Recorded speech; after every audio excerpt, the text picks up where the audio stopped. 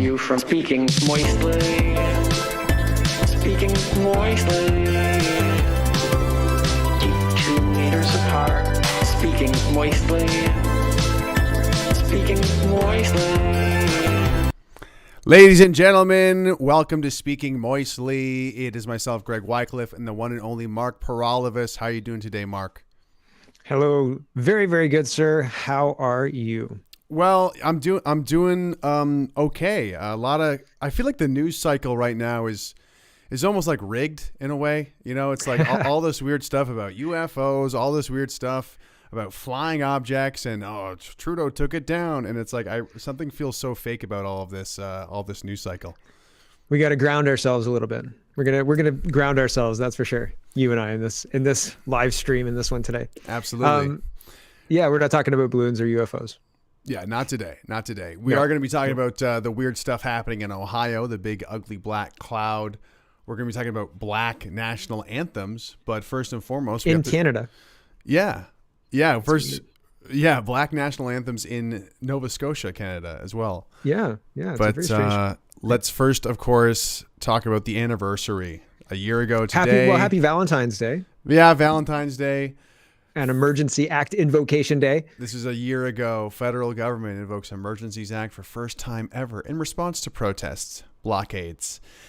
Act grants cabinet ability to take special temporary measures that may not be appropriate in usual times.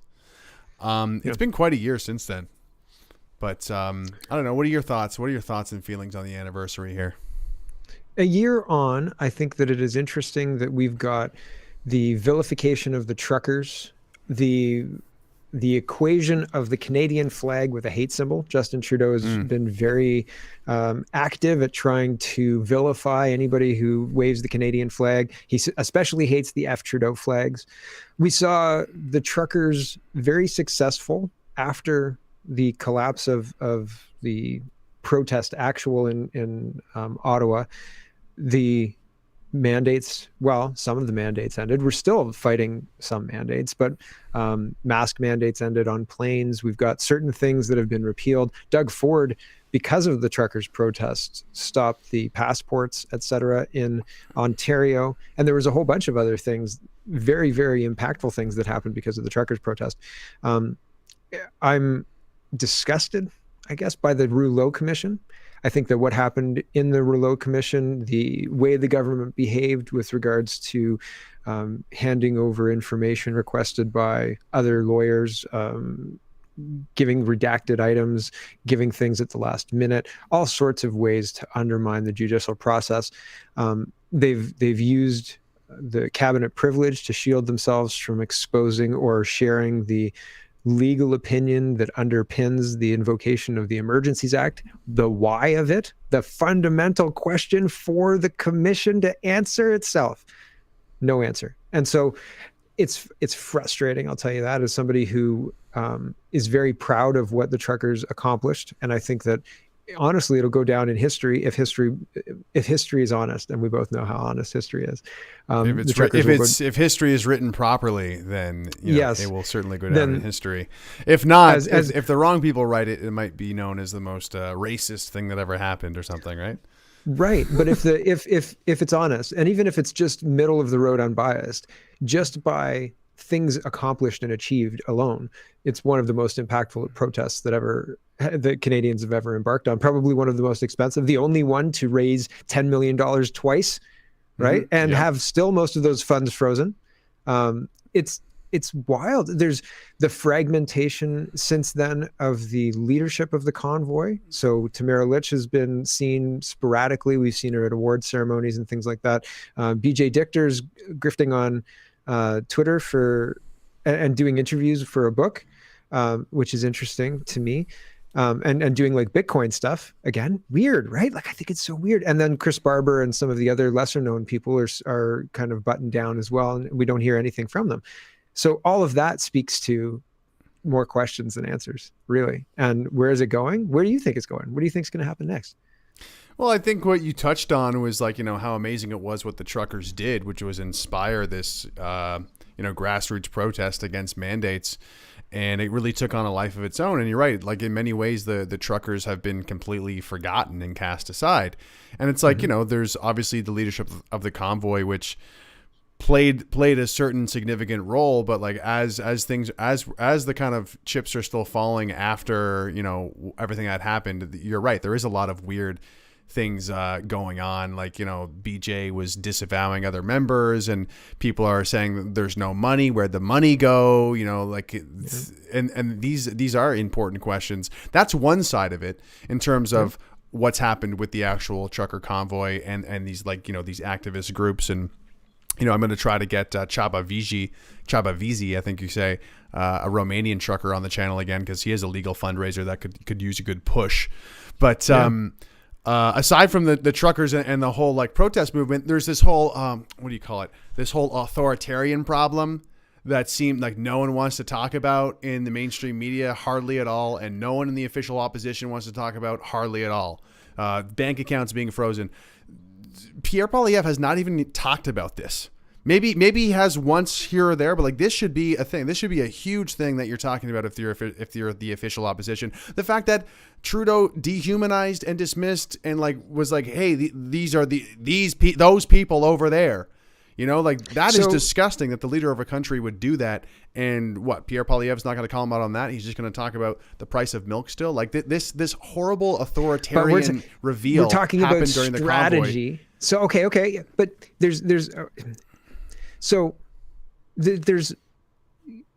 elements of strategy that explain this. And I know that it's not, you don't like that, but it's true. If Pierre Poilievre, and I know, man, I know, but what happens if he comes out and says Jeremy Mackenzie doesn't deserve to be debanked, or somebody else who's associated with the Freedom Convoy, because Jeremy Mackenzie and Pierre Poilievre don't see eye to eye about certain things, but have similar taste in women. Come on. But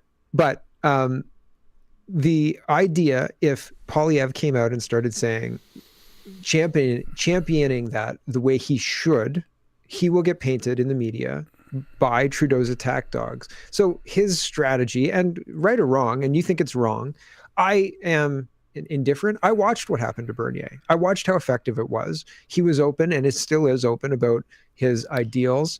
I think it's clear. Well, what, you don't think that's We've instructive? had this conversation so many times, I know, but it's Mark. important. I know, but it's there's wrong, that other side. Bro, you're wrong. You're so wrong. Everybody is under this spell that the Conservative Party needs to be weak cowards in order to somehow magically get in the good graces of the news media, and it's never going to happen. It's never going to happen. I agree with that. So why are you trying to give them the benefit of the doubt or some excuse or something? No, it's not even really an excuse. It's this explains it.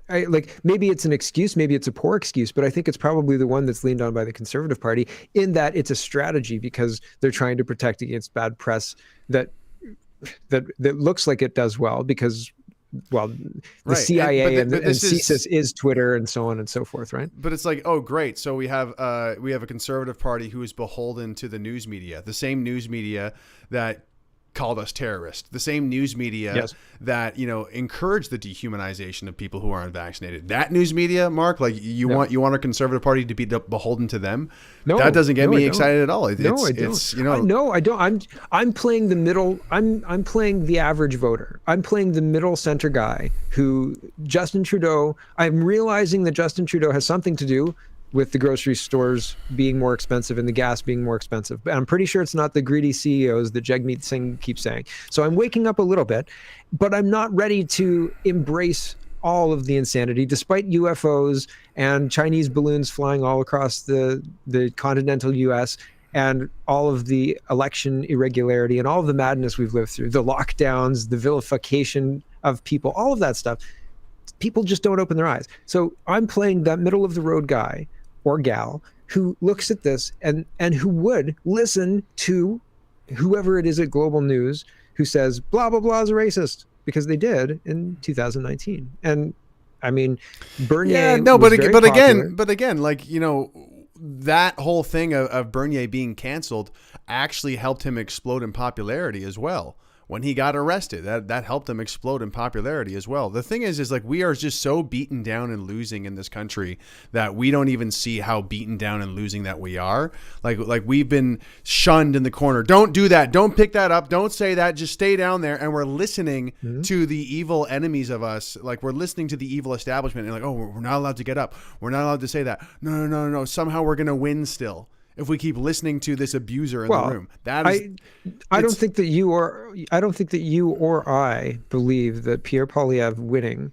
represents a win position for anybody who wants a restoration of Canada. And of course it doesn't, but and that's why we need to start with trying to hold his feet to the fire, because he does have a huge platform. He could be standing up for us, but he isn't. And I know that you're saying, oh, well, he's just trying to do the right thing. Still, like, what are we going to do? Just sit here and be satisfied with that? Absolutely not. No, I'm not even saying that he's trying to do the right thing. I'm not passing judgment one way or the other. I'm saying it's pure strategy. And I don't think it's right or wrong. At this point in time, it's effective or not. Right. But it is strategy, but it's strategy for his political career and to the benefit of the Conservative Party, not of the Canadian people. And that's well, right. Issue. But you could make an argument. If you're the leader of the Conservative Party, then charting the course of the Conservative Party, and if the Conservative Party wins and you believe that's better for Canada, then you could make allowances for not arguing this point here because you believe it. And like, the minutia of it is just ridiculous. And I know that.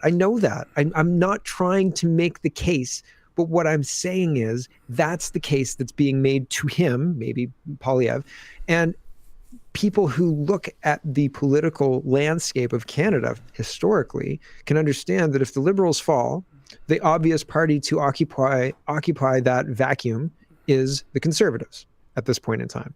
And very distant second would be the NDP. If there was a situation where the Liberals and the Conservatives fell out of favor, very likely the NDP would be the one that got the balance of those votes. Although I'd be interested to see what happens after the next election, because the NDP and the Greens have basically become Liberals, and that brand is kind of getting poisoned. But at the same time, there's a lot of people who are going to vote Liberal. There's people who talk demographics that say because of, I talked about this on my show the other day, but basically because of CCP influence, Chinese Communist Party influence, in ridings where there's concentration of Chinese citizens in Canada, Justin Trudeau wins easily. It doesn't matter what the previous 30 years look like in Canadian politics, they win. And one of the ridings that was used as an example was Lisa Rait's. Lisa Raitt was a very prominent Conservative politician in Ontario, and she lost her riding due to demographic changes. And they took over a riding and they ousted her. And she had held it for almost a decade more, probably. So I'm so kind of sick to my stomach of all of this sort of, not necessarily war room talk, but this sort of like political strategy talk of, oh, well, these are what these people are going to vote for. And the polls say this and the polls say that. Sure, that has its place. And there's a lot of valid things to that. But once again, you know what totally didn't make sense? You know what totally wasn't accounted for in the polls? Something like the Trucker Convoy. This kind of completely blindsided us along with the political establishment, and basically said, hey, F your polls, F your little Ottawa bubble. These are the Canadian people who want to, properly be represented. So like, it really pains me to hear like, perspectives like yours and people who think like you, because you've gone back to sleep. Like to the Trucker Convoy, where it's like, there's no hope. There's no hope for us. We have to put up with this weak Conservative Party. It's impossible for them to speak up for us. It's just not true, man. Like I understand their justification of why that they don't want to stand up for us. What I don't like is how you're like, yeah, well, I'm going to accept the fact that they're not going to stand up for us. Like it's I don't think that you can. Do you think you can make them stand up? Well, we did with the Trucker Convoy. Obviously, that was a lot to make them actually stand up for us. But it's like, it proves the point that if the people can properly, mobilize themselves and get behind a singular movement, that yes, finally the Conservative Party or the opposition will listen. And it's like, it totally is a massive psychological operation of, oh yes, we're going to get Trudeau out. We just need to get the libs out. Just listen to me. We're not going to talk about the authoritarian problem. Like it's not like an innocent thing. Like, this Conservative Party is No, not I agree with innocent you. in what they're doing. They're very, very good and effective at keeping you on the couch and keeping you thinking, oh, well, we got to look at strategy, we got to look at these things. And that's why he's not going to stand up for Artur Pawlowski, a pastor who's been feeding the homeless for 2 decades, who just got thrown in jail for no reason.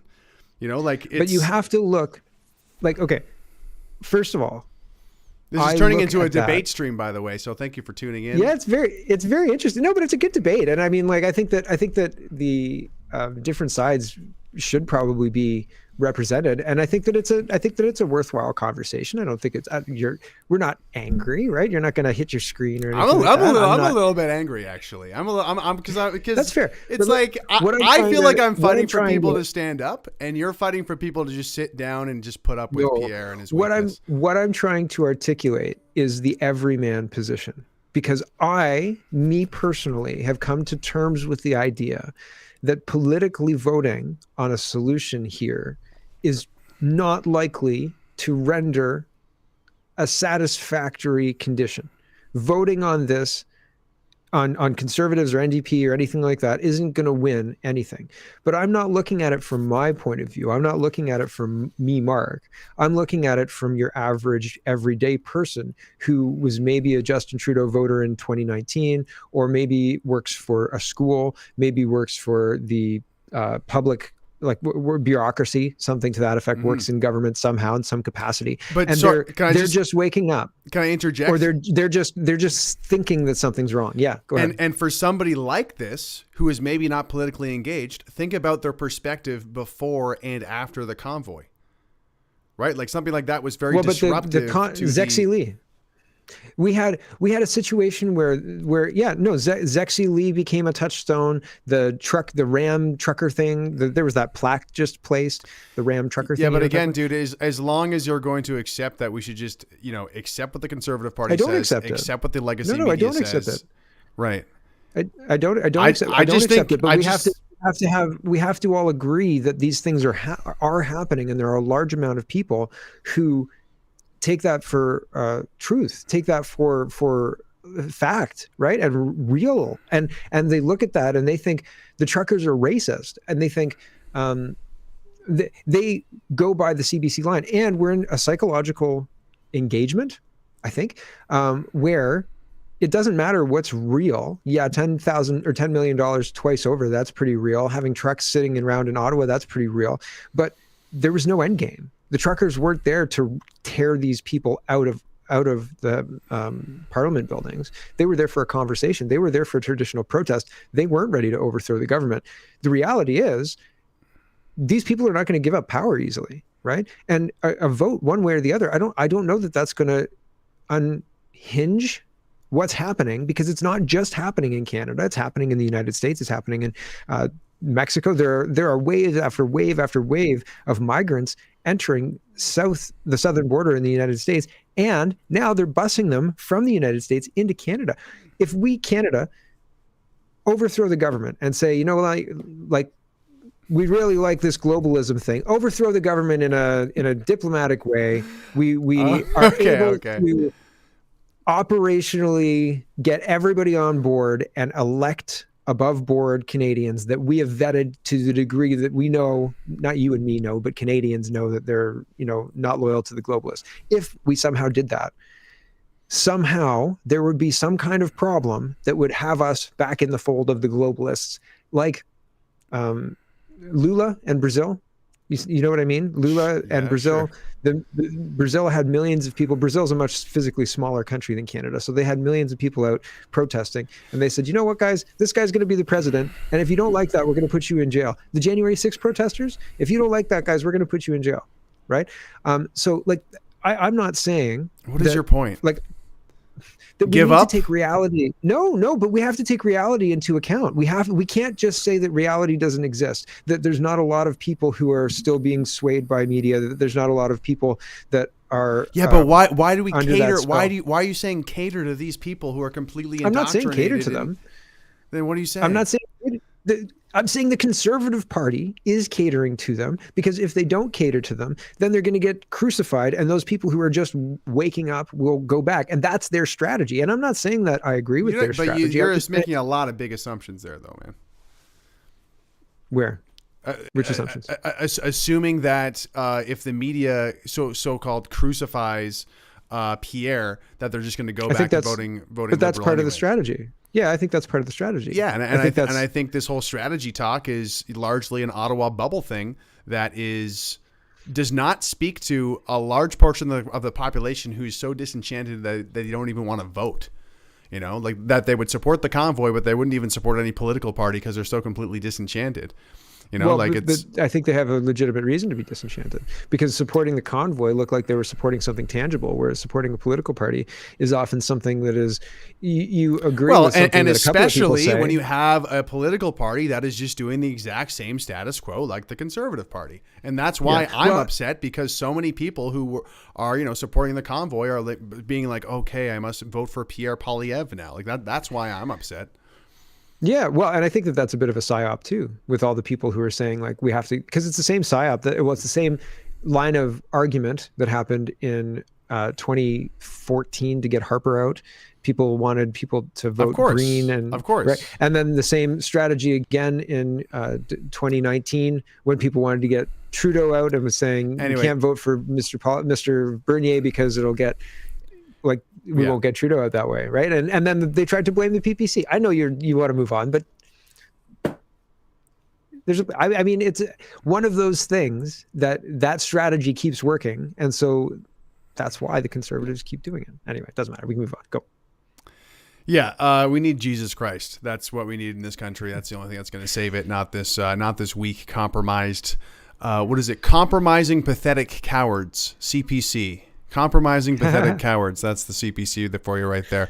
Is that from your other show? I like that. No, I was going to tweet it out the other day, but I'm tweeting it out now. You should put that on a t-shirt or something.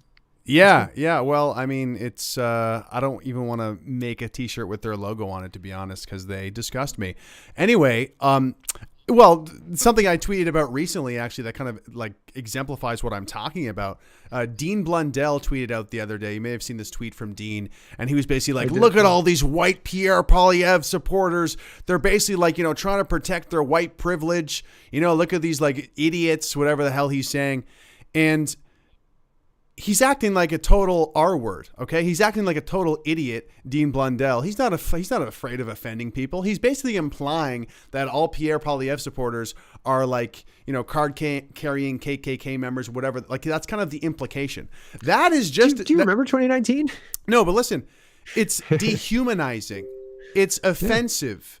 Yeah. It's something that is like very not nice to say about, Canadian conservatives. Dean is not afraid of offending people. Dean is not afraid of dehumanizing people. Dean is not afraid of offending his enemies. Meanwhile, the Conservative Party is. They're afraid of saying anything. They're afraid of even standing up for a Catholic high school student who said there's only two genders, and he's a Catholic high school student.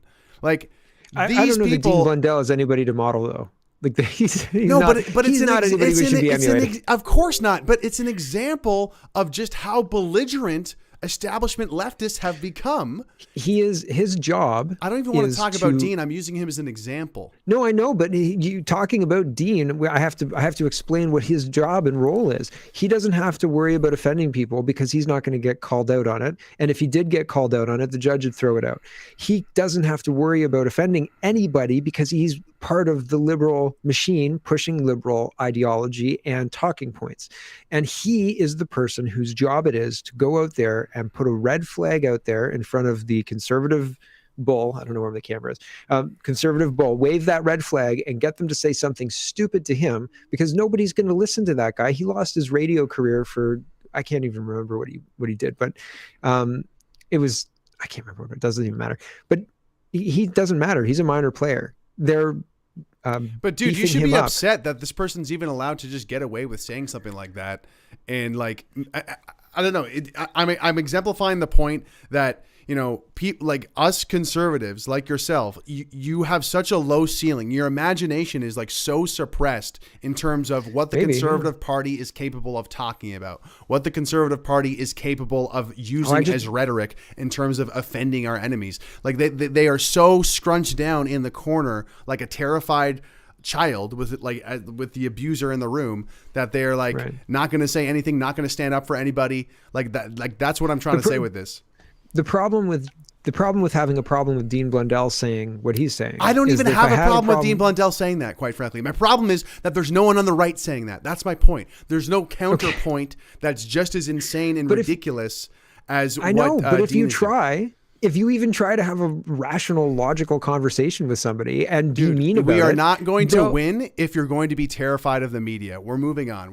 Like I'm not terrified of the media, but I'm saying that people don't even understand what they're getting into. If you go on Twitter, if you're J.K. Rowling, you're a very popular author, you came up with Harry Potter, and you say, you know what, women exist. And then they come for you with their knives. There was a woman today who had like hate J.K. Rowling written in red paint that looked like blood all over her body. And she was like, this is what I feel about J.K. Rowling. People are absolutely insane. And I'm not saying what do you think that does? They have an excuse. That red pills regular people because they're like, wow, these people are insane. You know what I mean? They are insane. Like the path forward is not clear. And part of winning is getting canceled. Part of winning is being targeted by the news media, so the news media can expose how evil. Then I've won so many times. What's that? I've won so many times. I've been canceled and targeted by people, had hit pieces written about me, et cetera, et cetera, et cetera. You shouldn't give up. You know, it's a well, no, I'm not giving up. It's a validating thing. But I feel like you're attributing to me the position I'm taking in this debate. I agree with you largely. Well, you keep saying, but the media is going to say this, but the media is going to say that. It's like, not necessarily shit. The media is going to say it, but the problem is the polls get put out, and I know the polls are all bunk, and I know that the media is all controlled, but most people don't know that. Man. That he has to operate in a world where most people don't even believe that the media is controlled, never mind the polls, that he has to operate within that world, right? That's my point. That's all my point. Did the convoy operate in that world? Yeah, but they weren't a political force, and they didn't have an end game. They didn't have an end game. Sure, they were a political force. They raised more money than any federal party would during a regular election cycle. Yeah, but they also did say, "Hey, we want to remove mandates," and they did accomplish some of those goals. The reason they raised a lot of money is because people can relate to what they needed. People can relate to needing gas. They can relate to needing food. They can relate to needing lodging. And people agreed with the convoy's stated goals. People agreed with them going there to hold the government to account because nothing else had worked, and that's why they raised the money. And I think if they had formed a convoy party and somehow fielded candidates and somehow got an election together, they probably would have won it. But they didn't. They got crushed by Trudeau and his Emergency Act a year ago. And that's what I mean by they didn't have an end game. They got fractured by Trudeau wielding the power of the state. And that's not great, but that's the reality of what happened. They were still very impactful. A lot happened because of them, but they didn't have an end game to take him out, Trudeau, to really finish what they started. And so Trudeau, crushed it with the power of the state. Yeah, but the Trucker Convoy was still a success because if the Trucker Convoy, they were very impactful. Yes. Right. So I don't get what you're like. I've told you this before. We don't know what winning looks like. And if you look at the States, if you look at other countries, essentially winning is getting called a terrorist. Winning is getting, like all these things that are happening. That is part of the journey forward. Like I said, getting canceled by the media, getting called these names, that like this is part of the war that we're in, man. Like we can't win by sitting on the couch or trying to avoid getting names called at it. Like that it's not going to work. That doesn't get us anywhere. It does not get us anywhere. That's why I'm sitting here having these conversations with you, man. I don't sit on the couch, but there's a lot of people who are still too afraid of that kind of stuff. And those people exist. And the Conservative Party is trying to woo them for votes. That's why they're doing what they're doing. And I mean, like, that's fair.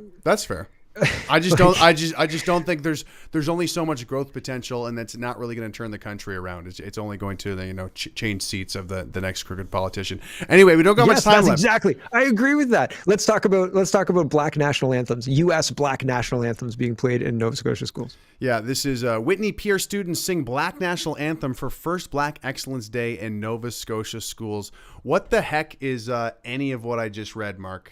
Because you've covered this in your show before, right? Yeah, well, so actually on Sundays we do a 1:00 live get together on Zoom called Kitchen Table Talks, and one of the students at the school was telling me that every day since September they've been having the land acknowledgement. Because I asked, the Kitchen Table Talks are basically man on the street interviews where you just show up and I interview about things that are going on.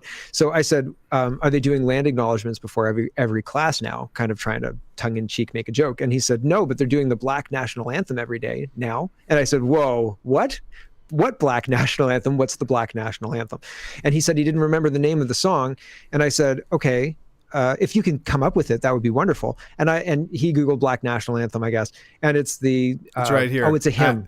At Harborside Elementary School, 4 students decided they would learn and sing, quote, "Lift Every Voice and Sing," commonly called the Black national anthem during their morning announcements for Black excellence.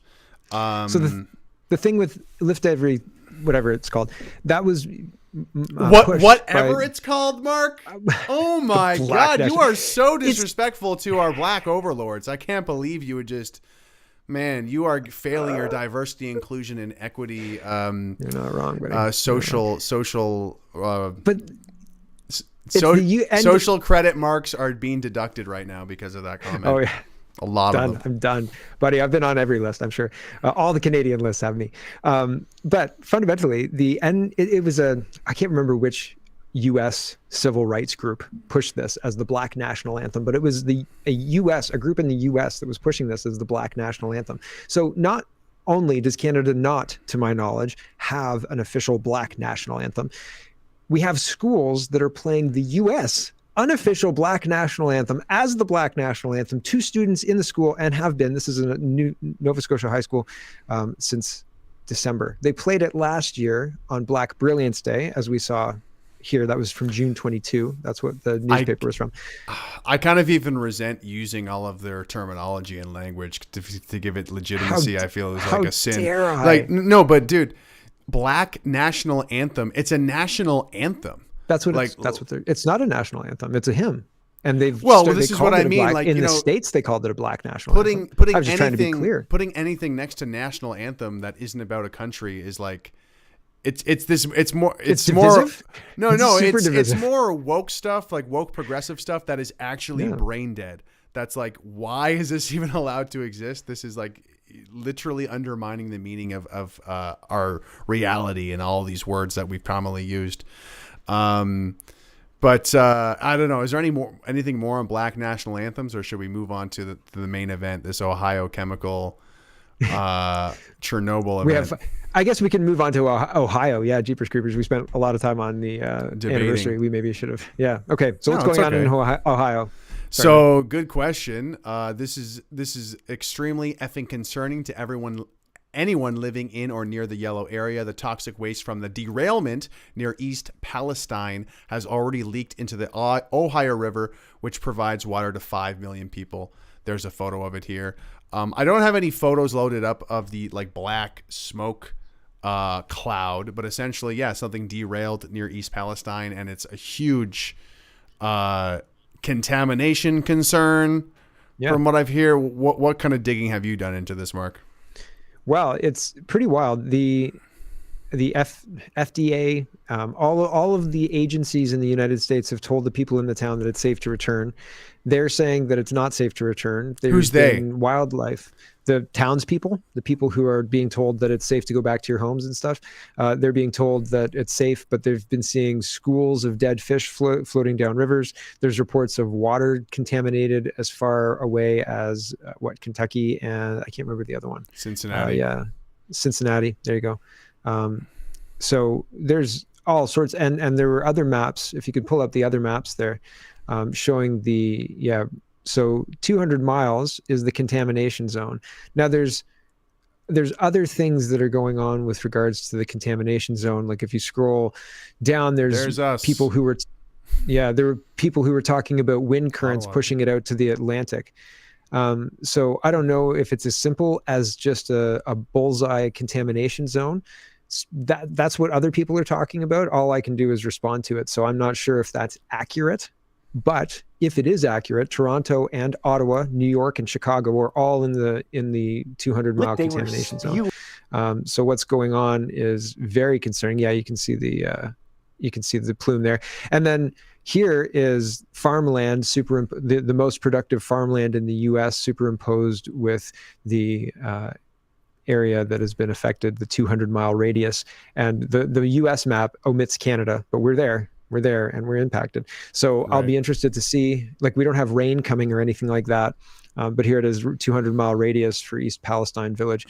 So they cut out Canada there, but Canada is in the 200-mile radius. Both our capital of the country and the capital of Ontario are all there. So we're gonna need masks. We're gonna need masks back for a whole other reason. This time mask mandate on the horizon. This time it's a legitimate reason. No, you're gonna need a gas mask. I can't even believe that you're using their language, man. Masks. Well, this is a little different. This is a real thing. This is it's different when you do it. Oh, I see. Well, you can tell if they're not talking about it in the news, right? Like, this is not really something that's hitting legacy media. It's all about some sort of UFO. Hey, look over here. UFO. We shot something down. Balloons are very, very scary. They're very scary. Balloons. If they pop, they make you jump. It's certainly been a weird news cycle, though. I have not been following that much. Have you? Where it's like, I shot it down. Actually, it was NORAD, the U.S. guy, shot it down. So I don't know why you're taking credit for this, Trudeau. Did you watch all that? George, some of it. George Bush was a fighter pilot. I remember the Iraq War, and when he landed and he had the mission accomplished banner and he landed on the carrier, right? I mean, this is kind of a poor man's that. There's, like, oh yeah, I did that. I okayed that. Everybody's like, sure, Trudeau. We're pretty sure you weren't even paddling that canoe. Like, somebody pushed you off for that one. Like, you'd get lost or something like that. So yeah,